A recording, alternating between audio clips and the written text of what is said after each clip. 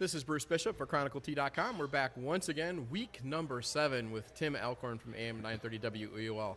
Week number 7. Is it lucky 7? Unbelievable.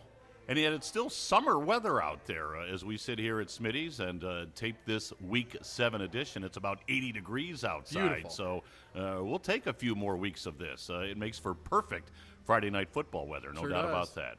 Sure does. So last week, we'll start off with rough for people from Elyria. Oh, boy. Last weekend was a tough weekend right here in the city of Elyria as far as high school football is concerned. We'll start with Elyria Catholic on Friday night, Bruce, for the second time this year. They let a big fourth-quarter lead just get away from them. We mentioned during this taping last week they were going to have a tough ball game against Holy Name. They had a big lead on Holy Name going into the fourth quarter, and yet Holy Name outscores EC 23-3. In the fourth quarter of play to win that ball game. That's a tough loss for Elyria Catholic. They have to go on the road this Friday night to take on Bay. We'll see if they can bounce back. EC now 3-3, but that's a loss that really stings for the Panthers. And then on Saturday afternoon, we had this game on WEOL.com. Elyria High went over to Shaker Heights, went to the east side, and Elyria High squandered that one away. Shaker Heights scored late in the ball game. Elyria High then actually blocked the extra point, so the game went into overtime, but then Shaker beats Elyria High in overtime. So the Pioneers also dropped to 3-3 on the year. So 2 tough losses for the teams right here in Elyria with EC and Elyria High. We mentioned the Panthers go to Bay on Friday night. For Elyria High, they're home to Euclid, so let's hope each team can bounce back this week. But, boy, I'm sure our practice wasn't any fun as far as the Panthers and the Pioneers were concerned this week. I'm sure. We had some good and very special wins, too, didn't we? Boy, no doubt. We had the Keystone Black River game on WEOL, and after the ball game, victorious Keystone head coach Rob Clerico said it was one of the biggest wins that he's ever had at Keystone High School. They are putting together a very special season.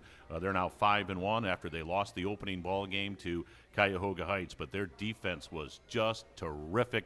Last Friday night, Ty Cowling had an incredible ball game for the Keystone Wildcats, so they got a good thing rolling right now. So a great win for Keystone.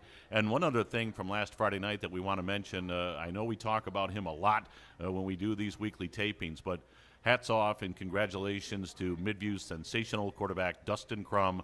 Last Friday night, he became Lorain County's all-time leading passer. And, boy, you think about some of the great quarterbacks that have been here in Lorain County and have been playing that position for decades.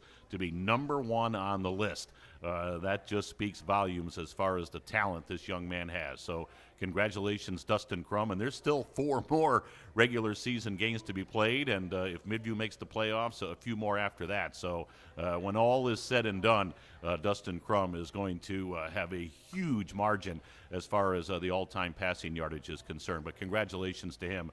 That's a terrific accomplishment for a great young man. And, of course, he'll continue his football playing career at Kent State University. But the Midview Middie fans are hoping he still has a lot of games left for the Midview Middies as he can throw that ball around, and he can run it just as well as he can throw it. See, and that kind of talent is why we've sort of unofficially called this the Dustin Crum Show once or twice. I don't know about that. There's some other great talent in the county, but when you sit number 1 atop the entire list, that's pretty special, no Absolutely. doubt about it.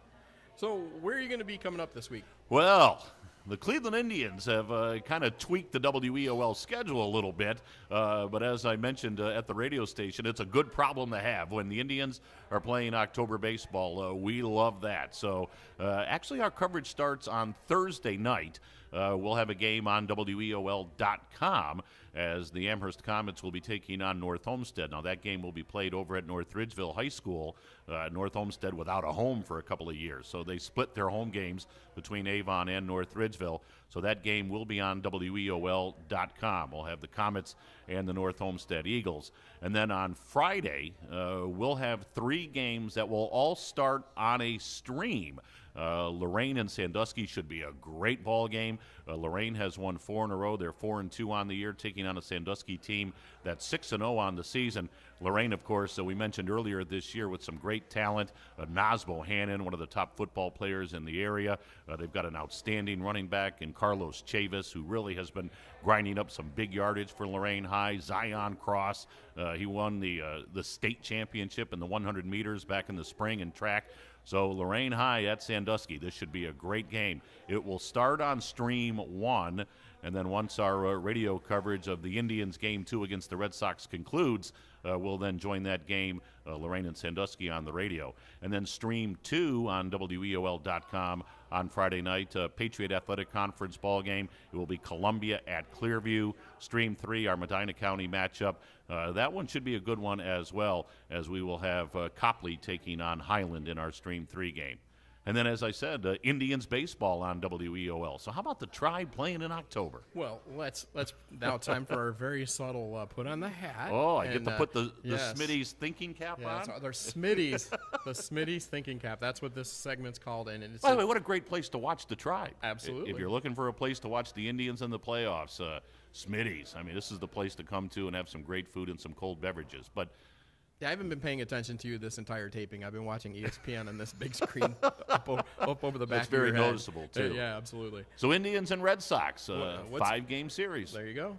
Starts on Thursday. Good news for the Indians.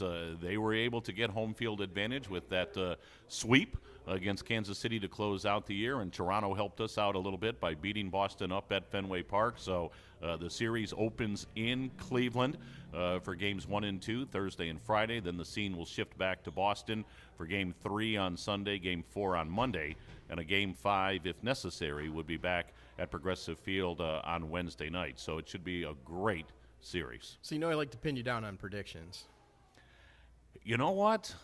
Call me a homer. Call me an optimist. I like the Tribe in this series. Okay, here's my Smitty's prediction. Here we go. Okay. I'm going to go with the Indians in 5. Home field advantage. The fact that Tito has set up the rotation so that Corey Kluber will throw in game 2 and then game 5 if necessary. I don't know. Everybody's picking the Red Sox in this one. Hey, call me a homer. I'm going to go with the Indians in 5 to move on to the American League Championship Series. Okay, Homer. I hope you're right.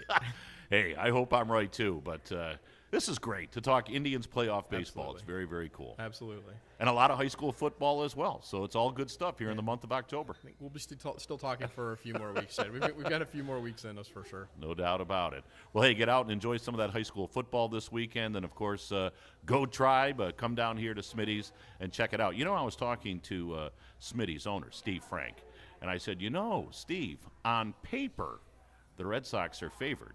And you know what Steve said? What a great line. He said, you don't pitch and you don't hit with paper. I like that. And that's why you play the games. That's exactly right. You play the game. All right, Tim. We'll talk next week and hopefully have some fun stuff to report. Sounds good. Go Tribe. Go Tribe.